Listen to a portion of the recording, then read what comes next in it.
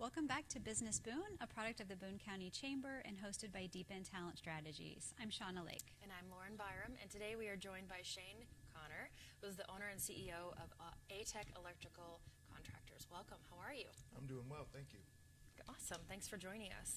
So today we're going to talk about and get a rare glimpse into the business relationship between large-scale events and partner ecosystems. But before we dive into that, we always ask all of our guests, if your life was titled a movie title, what would that be? Very easy. Fast and Furious. I can see that. Very easy. I can see that.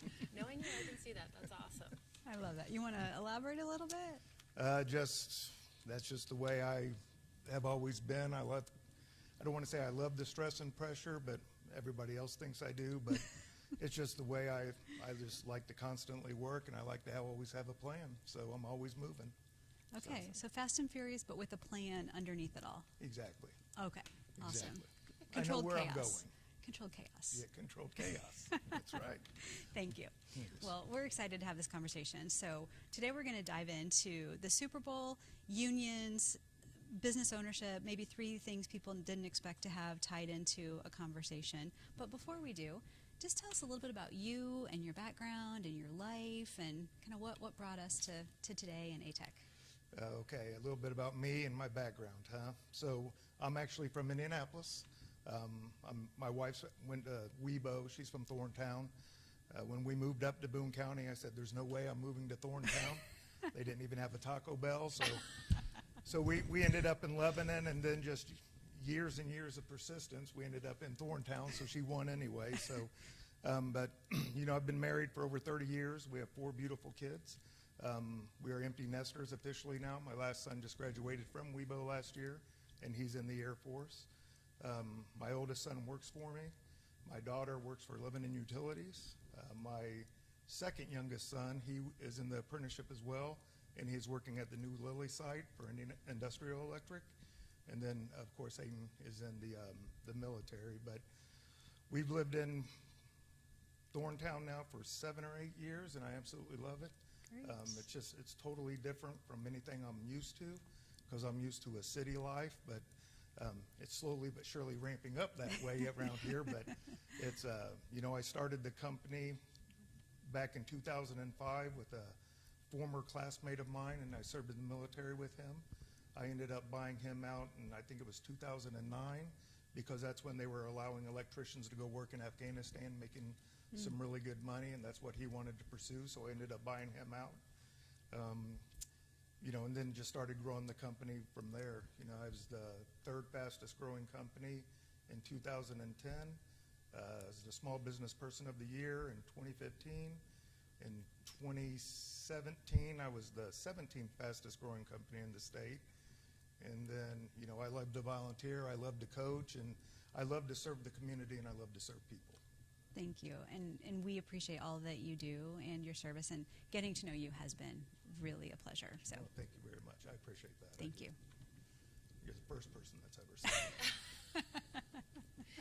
So, A-Tech does large-scale events and electrical for large-scale events. So can you kind of talk to us about the complex planning that goes into that and how to help, these events get up and off the ground, and how you manage that? All right, well, A-Tech is an acronym for Advanced Technologies in Electrical and Communications. So we are an electrical contractor, but we do a lot of technology things. So we're just not adding, we do just add lights and receptacles, but we're also branding ourselves as a premium electrical contractor. So when the Super Bowl was held in Indianapolis, I believe it's 2012, they had an emerging business program through the NFL for companies that were doing less than $1 million at the time. And then it was a program that you were interviewed by civics leaders and you presented your company.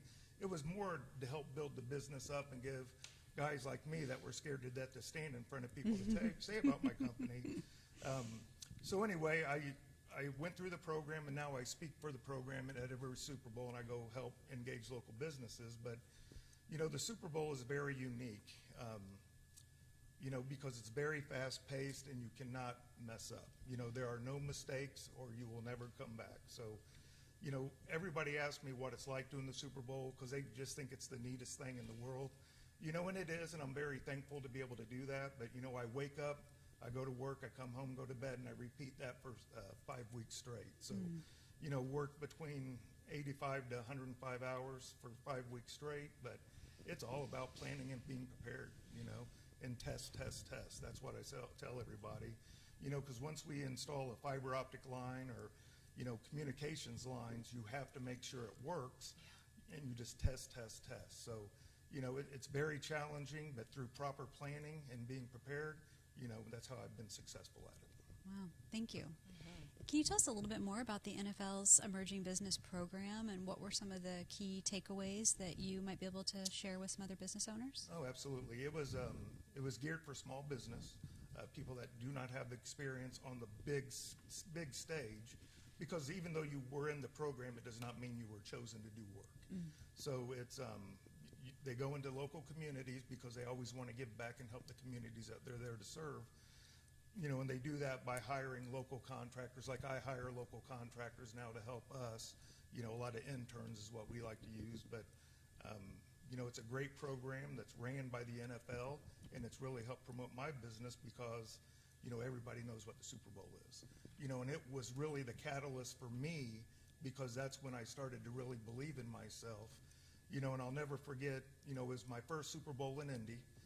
We had beautiful weather, if anybody doesn't recall that. So, and I was sitting right outside the stadium, and I'll be honest with you, I lost it. I'm an emotional person anyway, but when I was sitting there looking at the stadium, I realized what I had just done. I hadn't slept all night. I was scared to death because it's the big day.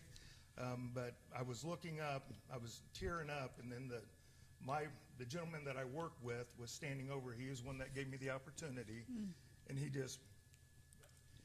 almost had like a godlike figure because the sun was in the back. My eyes were watering, and he just looked at me and shook his head and walked away.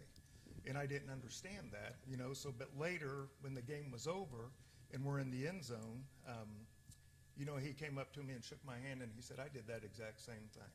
And that's when he offered me a hand to go forward and help him out the following year. So, in New Orleans. That's powerful. Yeah, where the Really power is. went out, by the way. But that wasn't your fault. That was not my fault. It was not my fault. No. Ironically, I was working for a company that managed the power grid at the time. We also want to say that wasn't our fault. Yeah, but I will have to tell you a story. My wife got me really good. I went, of course, me being the funny guy, I went into the local electrical room and acted like I was asleep with my hand on a switch, and I texted it to her. 5 minutes later, she called me back and said, who did you send that picture to? And I said, what do you mean? She says, you're all over the news. Everybody's blaming you. And my wife never gets me. Never, ever gets me. Oh, my God. So that's the one thing I'll never forget. That's pretty so awesome. there's her one. It was not awesome. It's funny now. It maybe is funny now. She maybe got me not at good, the moment. so, That's great. That's hilarious. Thank you. Oh, man. Okay, so pivoting away from the NFL and thinking about your business here, and you probably deal with unions and having electricians on your staff. Can you kind of talk to me about the relationship that ATEC has with unions and how you've cultivated a good partnership between the two? Yeah, well, I have to preface this by I went through the union electrical program, through the ETI. And I'll have to say, I was in college at the time when my wife and I first got together. I was working full-time. She had dropped me off at work. We had one car. She would go to college, go to school in Indianapolis, pick me up, then I took night classes, and I did a compare and contrast paper in English 131 about apprenticeships versus going to college. Well, after researching all the apprenticeships and finishing my paper and doing everything, it was the Electrical Training Institute that really spoke to me. So I'm kind of biased when it comes to this because I know what kind of training that the electricians get in the union. And so there was no way I could go through the program myself knowing all the benefits through it, and then all of a sudden say, hey, I'm going to go start my business, and by the way, I'm not going to sign a contract with the union, So I'm union because of the safety and the training that the guys get before they come to me. I know they all completed a 5-year apprenticeship with 8,000 hours of on-the-job training. I know what they're about. I don't have to interview them. I've been through it myself. But dealing with the union is not hard because in the trades it's a little bit different. because our goal with the IBEW as a union electrician is to be the best electrician you can be. You know, we want to be the best. You know, that's just the way electricians think. Always say we're the smartest guys in the room, and that's what we believe. But anyway, I'm very thankful. There is no issues with them. You know, we communicate well because our goal, you know, if their guys do not perform, a business cannot go after the work. And a union is very aware of that situation. So, you know, they give 8 hours of work for 8 hours of pay, and when they're there, they do the best that they can do. And that's really anybody can ask of anybody. So, Yeah. but they are skilled and they're trained, so it's a lot easier. Yeah. And since I'm a union member myself, and I still carry my card, even though I do not do the electrical work anymore, you know, I know how to speak with them, and there's a mutual respect, Yeah. I guess is what it is. There's a huge need for trades and electricians now, so Absolutely. I love that we're talking about this. Yeah, and I'm on the apprenticeship committee right now, and actually I've got a couple kids from Weibo into the program. Nice. You know, and actually one of them's working for me right now, and it's just been it's great. I mean, I can't say enough about it, and I would encourage anybody to look into it. Yeah. So, Great. Well, kind of along those lines, what is the job market like for electricians right now and competition for companies like ATEC? you can pretty much, I don't want to say, it is very, we need a lot more. Let me just put it that way. There's not we accept like 250 or so in our apprenticeship, and we have like 2,600 apply. Wow. And with that being said, however, you weed out half of them when you tell them to show up for the first day of interviews, or they have to take a test and everything. But right now, there is not enough electricians to do all the work, especially in Indianapolis. There's a lot of travelers, so when you become a union member, you get a union card, and that means you can go anywhere in the United States with that card because it's the same thing, right? Same training, we're all ready to go. So we have a lot of travelers that have came to Indiana because of the Lilly work, of the new Methodist hospital they're building downtown. Yes. I bet you we could use another 1,500 right now. Wow. So. Wow. That's for anybody who might be listening, who might have themselves or a child thinking about what to do with life, maybe consider that path, right? If they want to work They're hard, going to have yes. work hard, but I'll have some job security. Exactly. Yeah. Excellent. Thank you. So so everybody listening outside of this area, what's one practical thing a business or any business can do this week to really prepare them for big contracts, or for preparing them, to make their relationship stronger with their partners, like their unions, or even just their employees? Well, my answer is going to be success always takes hard work. So no matter what they're doing or whatever they want to accomplish out of that, they have to work hard towards it. They have to make sure they have a plan. They have to be prepared. You can't go meet a client, or you can't go into the NFL and just let them ask you questions because they're there to hire you. So you got to promote yourself and let them trust you and know that, you're going to be the guy that they want. So, it's all about being prepared, and it's all about hard work, and there's really nothing else. There's no secret sauce. There's nothing I can say. I don't consider myself a smart guy, but the one thing I do is I enjoy working, and I try to outwork people. So that's my love, and that's my passion. Yeah. So, It served you well. yes, Yeah. it has. A few people might consider you to be a smart guy. Yeah, I was Yeah, thinking the same thing. you've made a few good choices to get to where you are, but appreciate your humility. Well, we always like to ask our guests one final question, which is, what is something you know now that you wish you had known earlier in your career?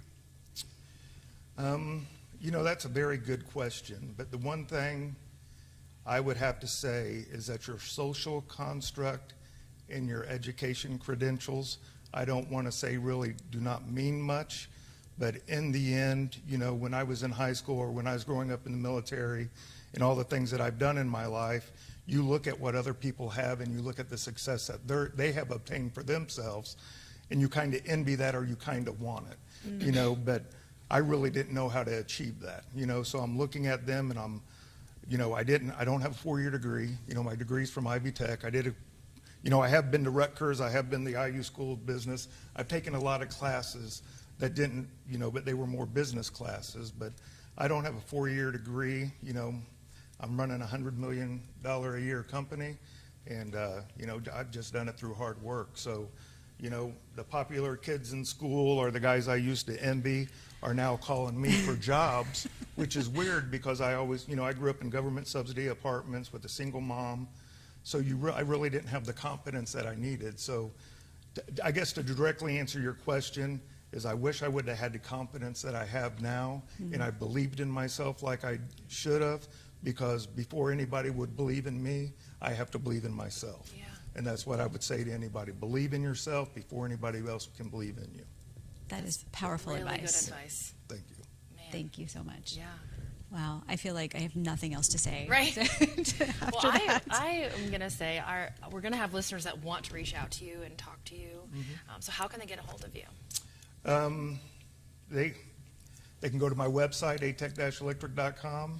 I'm more than happy. You guys can share my phone number with them. I really like to help people, because that's another thing I learned in my career is successful people want other people to be successful. You know, so feel free to share my phone number, my email address, or they can get on my website and do that. I don't have an OnlyFans page, even though, you know, so. but And we you might can't get appreciate on that. Awesome. This has been a great conversation. Thank you so Yes. much, Shane. Yeah, we you're really welcome. appreciate your time. Thank you, Shane. And we will be back with more insightful conversations. Until then, continue leading and growing with purpose.